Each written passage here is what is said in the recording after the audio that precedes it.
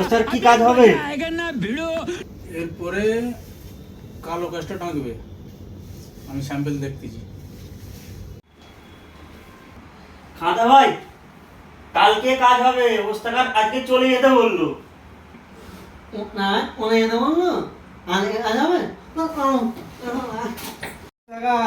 কোন পিসটায় কাজে বসবো?